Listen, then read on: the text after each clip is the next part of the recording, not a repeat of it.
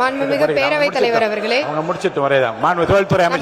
முன்னாள் முதலமைச்சர் மாண்புமிகு உறுப்பினர் கேள்வி கேட்டிருந்தாரு. இந்த திட்டத்தை கைவிட்டுட்டீங்க, கையகப்படுத்திய நிலத்தை என்ன பண்ண போறீங்கன்னு. மாற்று தொழில் திட்டங்கள் மக்களை பாதிக்காதவாறு கையகப்படுத்தப்பட்ட நிலங்களில் செயல்படுத்தப்படும். இதன் மூலம் தொழில் வளர்ச்சி மற்றும் வேலை வாய்ப்பு, பொருளாதார வளர்ச்சி இப்பகுதியில் ஏற்படும்.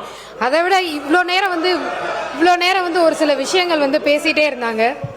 ஏன் பரந்தூர் கைவிடப்பட்டது? இதுக்கு முக்கிய ரீசன் அங்க பல காலமா ரைஸ் கல்டிவேஷன் பண்ணிட்டு இருக்காங்க.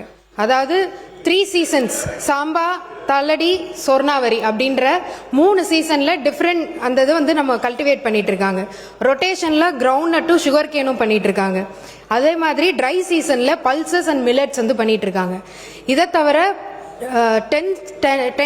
thousands of metric ton rice annually Tamil Nadu civil supplies கார்பரேஷனுக்கு கொடுத்துட்டு இருக்காங்க அங்க இருக்கிற விவசாயிகள். இது மட்டும் இல்லாம பிடிஎஸ் டிஸ்ட்ரிபியூஷனுக்கும் அவங்க கொடுத்துட்டு இருக்காங்க. இந்த நிலம் என்ன அப்படின்னு பாத்தீங்கன்னா, எப்பயுமே ஒரு வாட்டர் பாடி, அதாவது மழை பெய்யாம இருந்தாலும் அங்க கல்டிவேஷன் நடக்கக்கூடிய அப்படிப்பட்ட ஒரு விளை நிலம். அந்த இடத்த நம்ம இன்னைக்கு ஏர்போர்ட்டா மாத்தணும்னு சொல்லிட்டு இருக்கோம். இதை தவிர அங்க வாட்டர் கேனல் 1-2 இருக்கு. குணகரம்பாக்கம், கம்மங்கால் கேனல் 2 கேனல்ஸ் இங்க இருக்கு. இது எப்படி உங்களுக்கு செயல்படுதுன்னா, ஒரு ப்ரெஷரை ரிலீஸ் பண்ணி அந்த வாட்டர் பாடி தானாவே அடையார் ரிவருக்கும் செம்பரம்பாக்கம் லேக்குக்கும் இன்னைக்கு போய்கிட்டு இருக்கு. இதை நம்ம அழிச்சிட்டோம் அப்படின்னா ஆட்டோமேட்டிக்கா சென்னை சிட்டிக்கு உள்ளேயே ஃப்ளட் வர்றதுக்கான பல வாய்ப்புகள் இருக்கு. இவ்வளவையும் நம்ம அழிச்சு நம்ம ஒரு பரந்தூர் ஏர்போர்ட், நாம ஏர்போர்ட் வேணான்னு சொல்லவே இல்லை. இன்னொரு இடத்த நாங்க இந்த மாதிரி அதுவும் ஒரு சரிவான இருக்கிற ஒரு விளைநிலம், அந்த இடத்துல நீங்க எவ்வளவு தூரம் மண்ணை போட்டு இன்னொரு ஒரு ஏர்போர்ட்டை நீங்க கொண்டு வருவீங்க? இது கொச்சின்ல நடந்தது. இதனால 14 நாள் அந்த ஏர்போர்ட் பூட்டி கிடக்கப்பட்டது. இதே மாதிரி ஒரு விளைநிலத்தை கொண்டு அந்த ஏர்போர்ட் 14 நாள் பூட்டி கிடந்தது.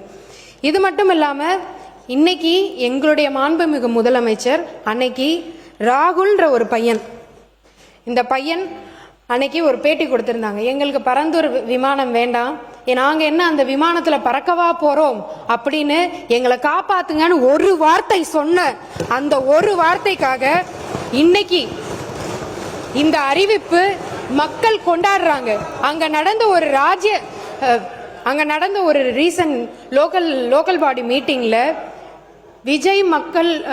விஜய் ரோடு அப்படின்னு சொல்லி நாங்க வைக்க போறோம்னு அறிக்கையே அவங்க இன்னைக்கு விட்டுருக்காங்க.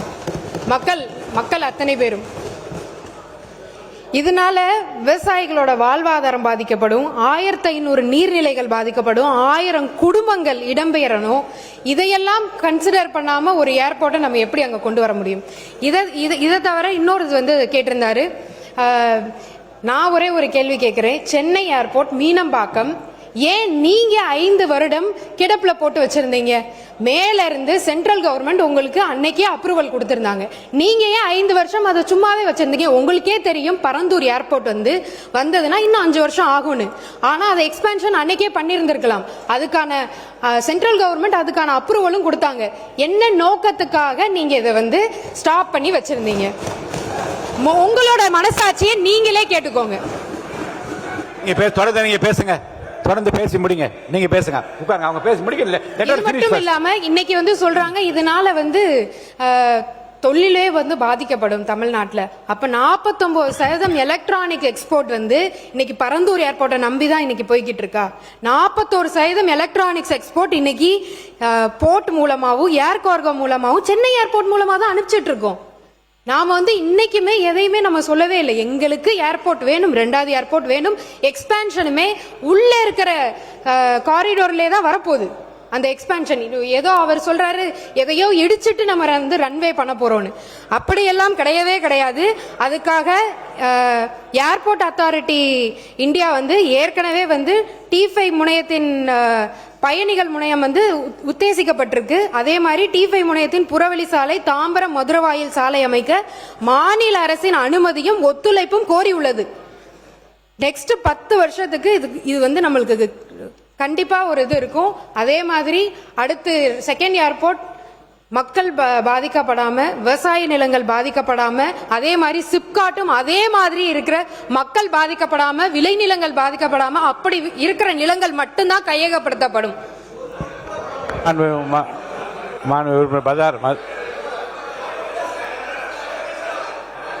மாண்புமிகு, இதோட உங்களோட இந்த விவாதத்தை நான் முடிச்சுக்கிறேன்.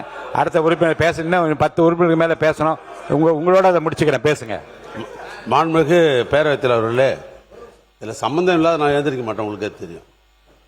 இந்த ஒன்றிய அரசாங்கம் இந்த விமான நிலையம் அமைப்பது, விமானத்தை ஓட்டுவது என்பது ஒன்றிய அரசாங்கத்துக்கு அதிகாரத்துக்கு உட்பட்டது, மாநில அரசாங்கத்திற்கு அல்ல. மாநில அரசாங்கம் நிலம் கையகப்படுத்துவதோடு நம்முடைய பணிகள் முடிந்து விடுகிறது. அந்த ஒன்றிய அரசாங்கத்துடைய ஆணையை ஏற்று இது சம்பந்தப்பட்ட இந்த பரந்தூர் ஏகநாதபுரம் என்ற பகுதியில் 13 வில்லேஜுகள், 2 மாத்திரம் இல்லை, இந்த 13 வில்லேஜுகள் எடுக்கணும் முடிவு பண்ணப்பட்டு ஒரு குழு அமைக்கப்பட்டது மாநில அரசாங்கத்தின் சார்பாக.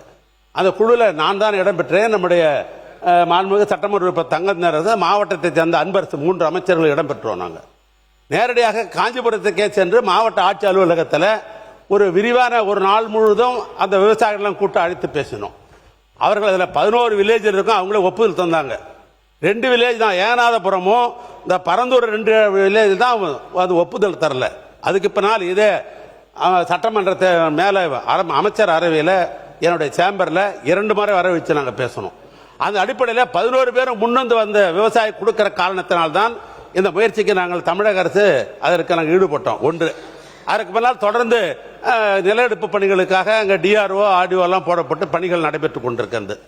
அமைச்சர்கள் குறிப்பிட்ட அந்த வாதத்தை எடுத்துக்கொண்டாலும் கூட ஏறத்தாழ 48-50% சொல்றாரு. இது இல்லாமல் அரசாங்கத்தினுடைய புறம்போக்கு இடங்கள்லாம் வேற இருக்குது, அதெல்லாம் சேர்த்து தான் சொன்னார் என்று கிட்டத்தட்ட 80-90% சொன்னதுக்கு காரணம் என்னன்னா அரசு நிலையம் சேர்த்து தான் சொன்னார். ஒன்று, இப்போ நாங்கள் 2 கேட்க விரும்புவது, ஏன்னா தனிப்பட்ட முறையில் பரந்தூர் விமானமும் ஏகநாதபுரத்தில் ஒரு விமானம் வச்சாக்கா இங்கே இருக்கிற எதிர்கட்சியில் இருக்கிறவங்களாம் நான் விமானம் ஏறணும், அந்த நோக்கம்லாம் இல்லை.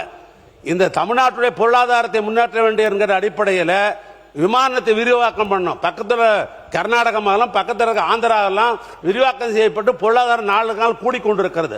அந்த அடிப்படையில் தான் இந்த முயற்சி வழியே இது தனிப்பட்ட முறையில் திராவிட முன்னேற்ற கழகம் இது இல்லை. ஒன்று. இன்னொன்று, எங்களுடைய சட்டமன்ற உறுப்பினர் கேட்டார், நம்முடைய எதிர்கட்சி முன்னாள் அமைச்சர் எடப்பாடி பழனிசாமி அவர்களும் கேட்டார்கள். இப்போ கையகப்படுத்திட்டோம், பணம்லாம் கொடுத்தாச்சு, விவசாயிக்கெல்லாம் போய் சேர்ந்துருச்சு. அது சதவீதம் முன்ன இருக்கலாம். அந்த எடுத்துட்ட இடத்தை அது வேற எதுக்கும் பயனும் படுத்த முடியாது. அதை பற்றி எல்லாம் உரிய நேரத்தில் உரிய நேரத்தில் அதை பற்றி முடிவுலாம் அவங்களை அறிவிப்பார்கள். மாண்பு உறுப்பினர்